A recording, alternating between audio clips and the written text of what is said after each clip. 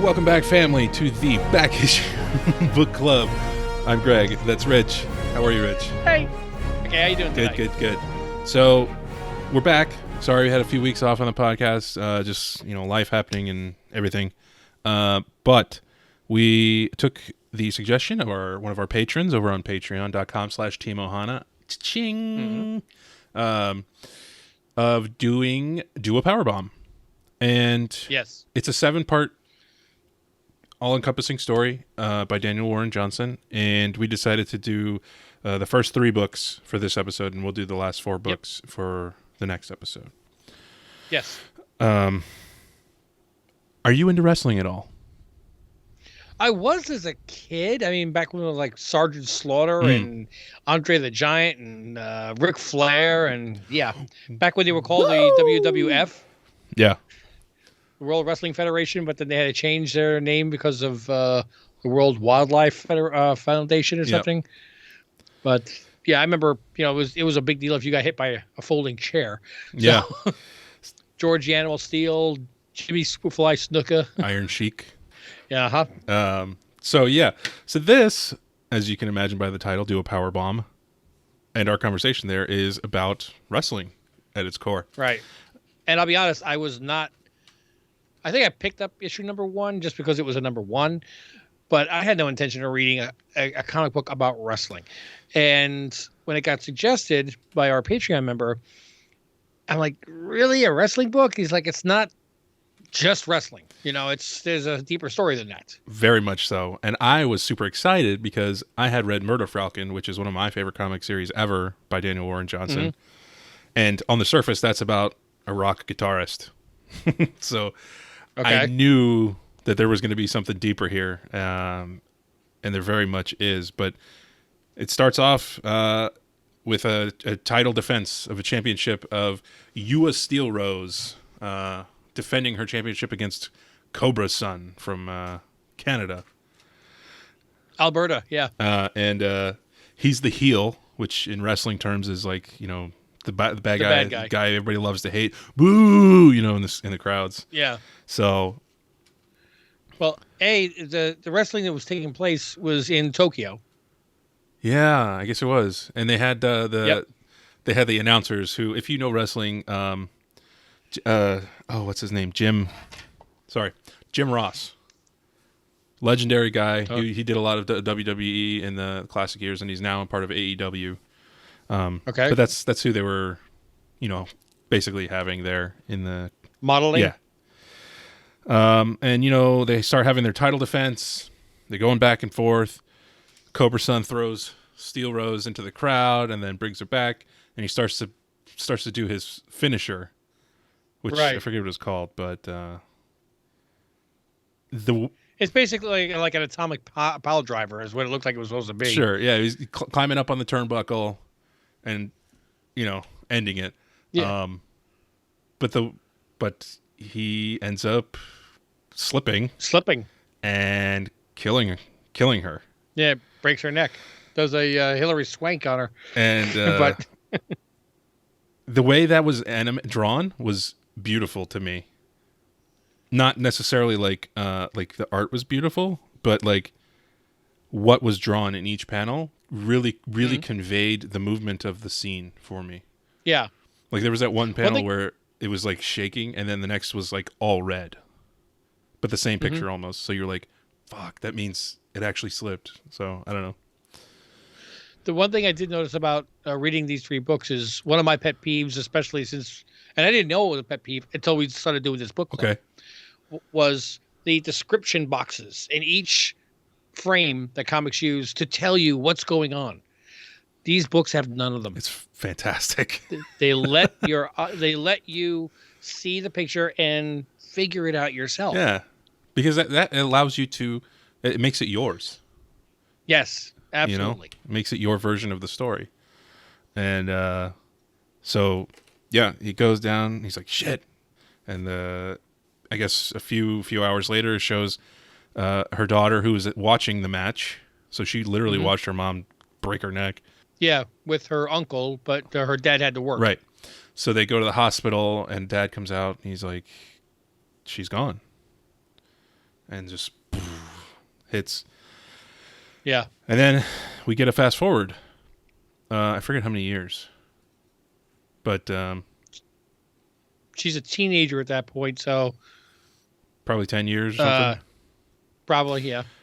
Fast forward, and she is now wrestling. Her name is Lana, so she goes by Lana Steel Rose. But she's not great. Yeah, she's green, as everybody keeps telling her. Yeah, and nobody wants to train her because the stigma of her mother's death, I guess. Yeah. And her uncle's like, here's your money, but, I don't know. You should go do something else with your life. She's like, can I come back and do more? And he's like, nah, I don't know, kid. I don't know. So eventually,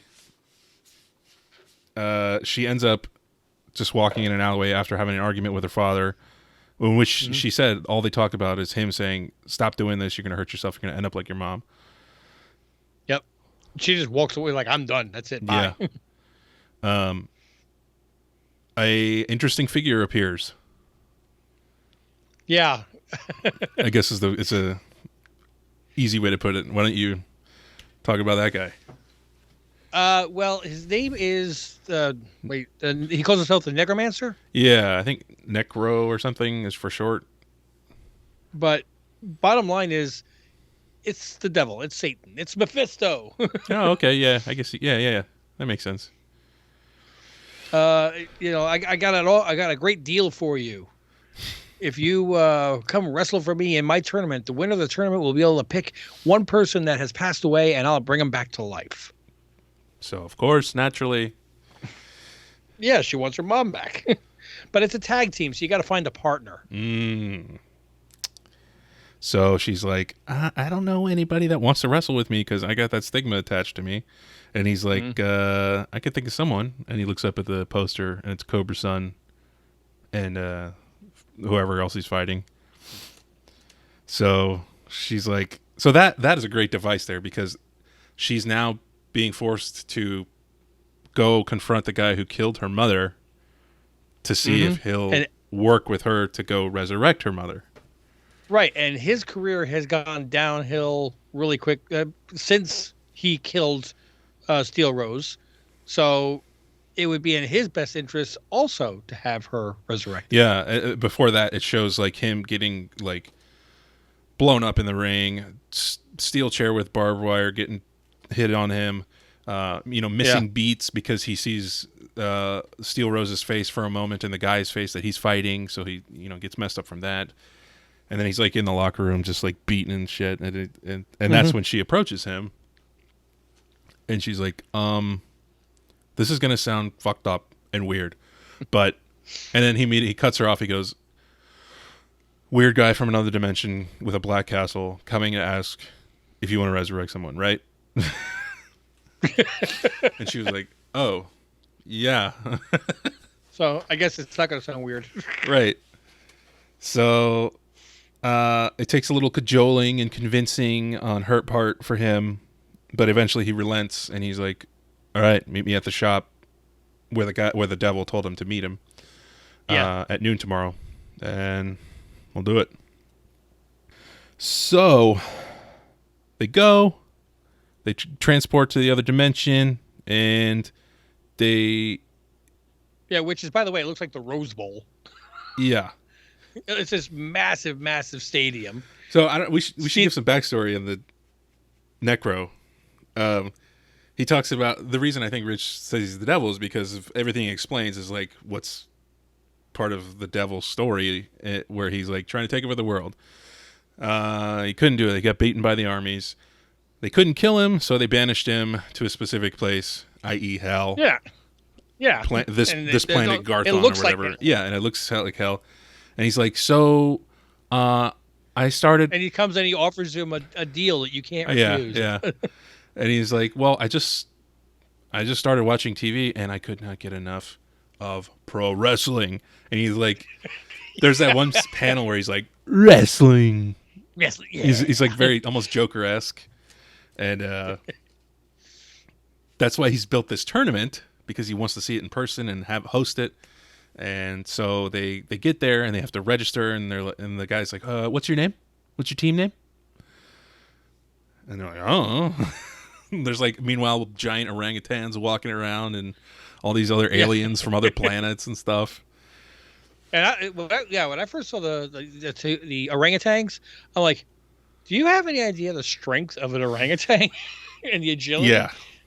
They're going to get their asses Yeah. kicked, man. Yeah. So the guy's like, Lana Steel Rose and Cobra Sun. What about Sun and Steel? All right. Works for us. So their team name is Sun and Steel, and immediately Cobra Sun's like, where's the bar? I want to drink. Yeah. Go to the bar, and guess what? Alcohol leads to a fight. Surprise, surprise. Yep. Now, also, the other 7 teams, because I think there's 8 total, right? Yeah, I think so. One other team is also from Earth. Tokyo. From Tokyo. Earth. Yeah. Sorry. You're right. Earth. Sorry. And I almost waited for it to say Earth 616.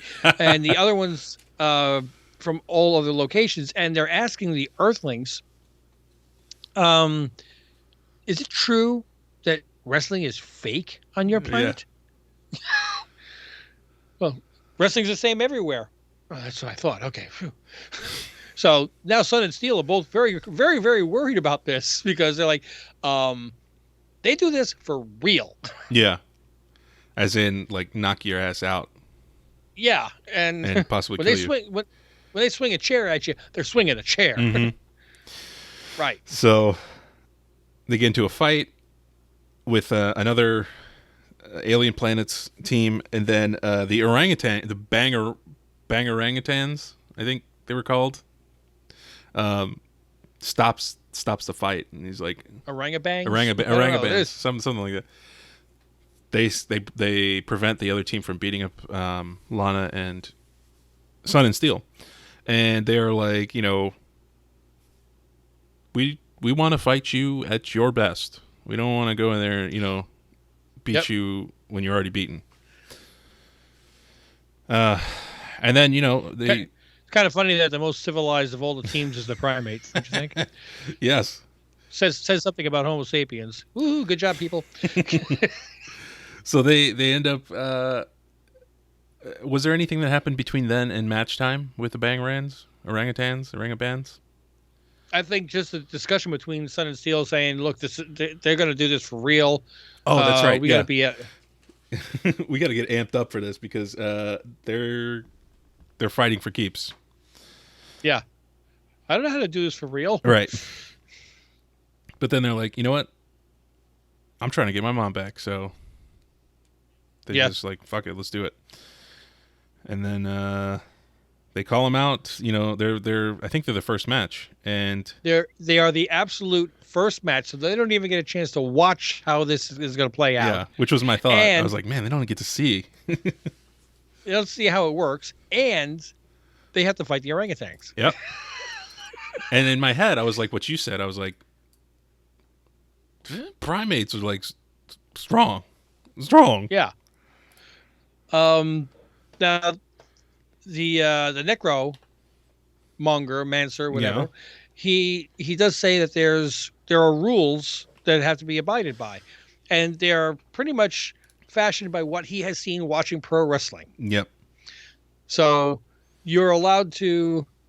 You have to be tagged to jump in, but you can jump into the ring one time to save your opponents. You get one break of that, yeah. What? Yeah, and you're I think you're allowed to have one break of being pinned at the 1, 2, 3. Yeah, yeah. Because in wrestling it's always 1, 2. No, I'm not out. Man. I'm not out. I was just taking a 2-second nap. It's the drama. Taking a 2-second. Yep. So Cobra Sun's like, I got this. And he's going in there and he's getting his shit kicked in by these orangutans, as predicted by anybody who knows anything. Yes. Well, just think of any which way you can. The orangutan, that wasn't an orangutan, no. Was Clyde in the? Was he an orangutan or just a monkey? Clyde. From Every Which Way You Can, Every Which Way But Loose, the movies with Clint Eastwood. I don't know those. Oh, wow. Okay. What do you mean you haven't seen? Anyway, like 70s Clint Eastwood movies. They're kind of funny.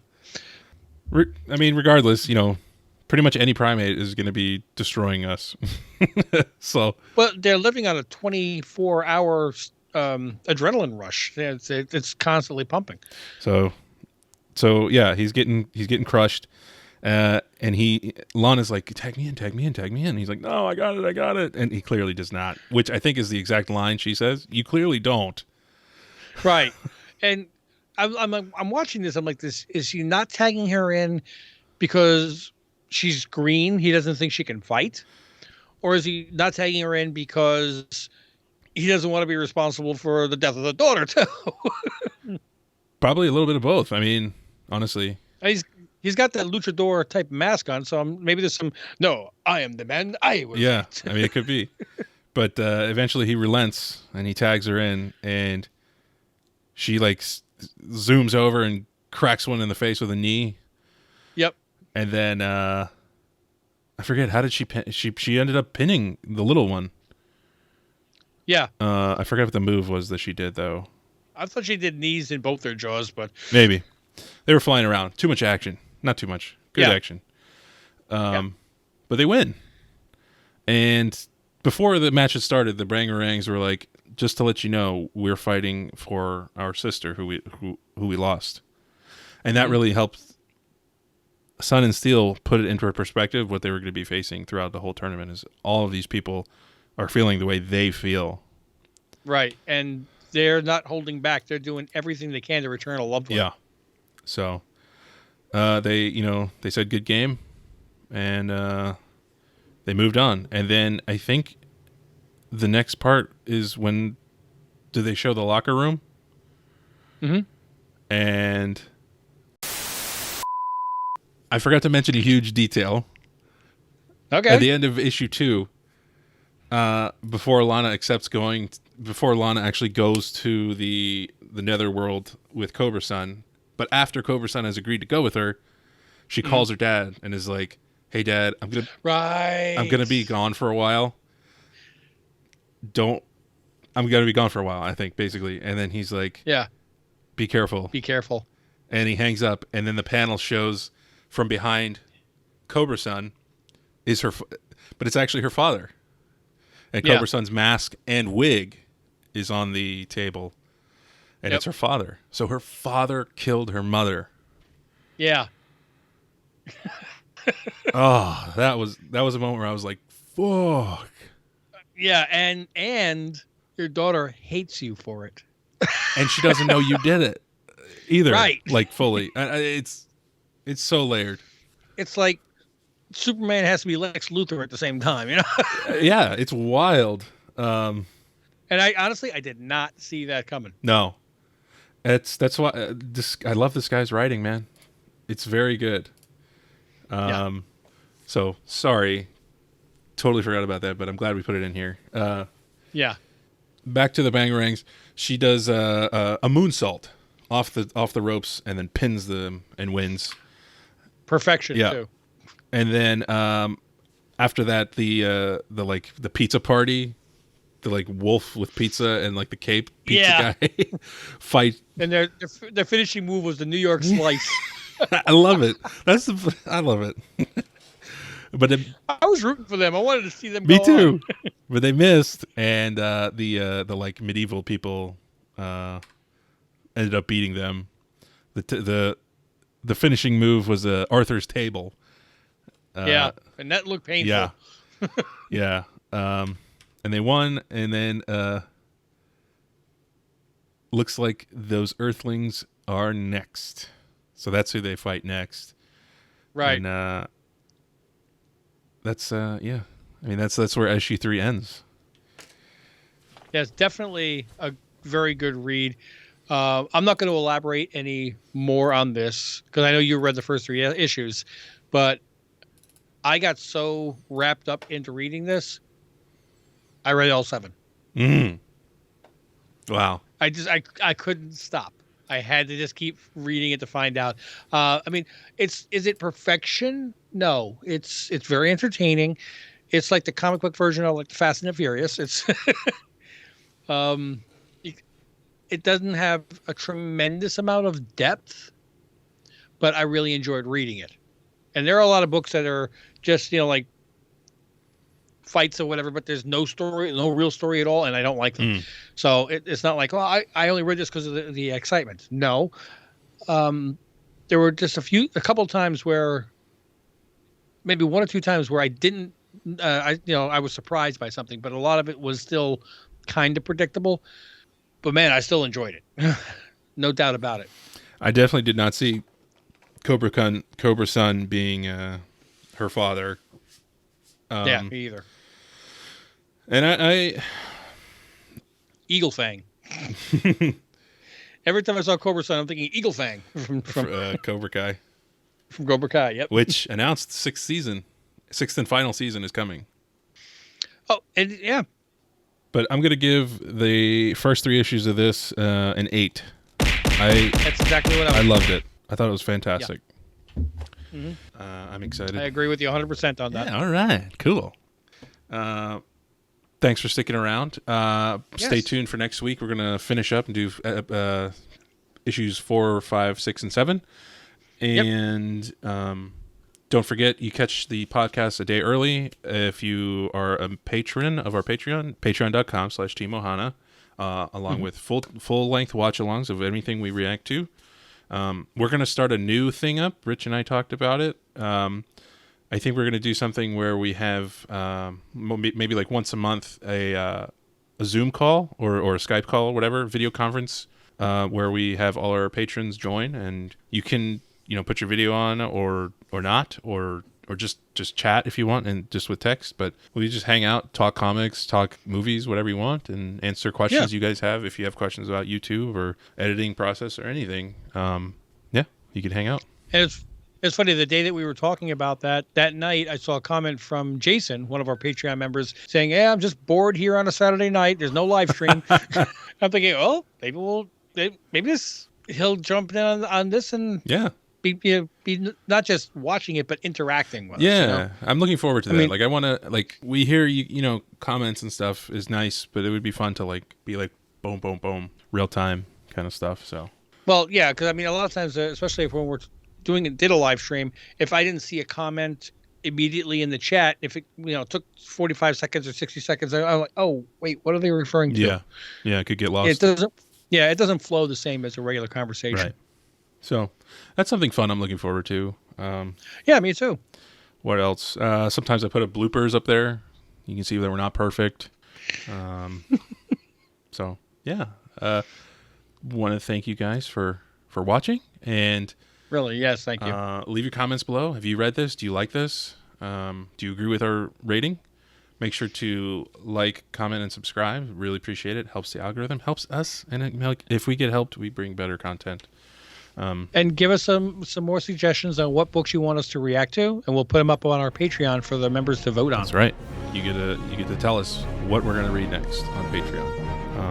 But until we see you next time, mahalo.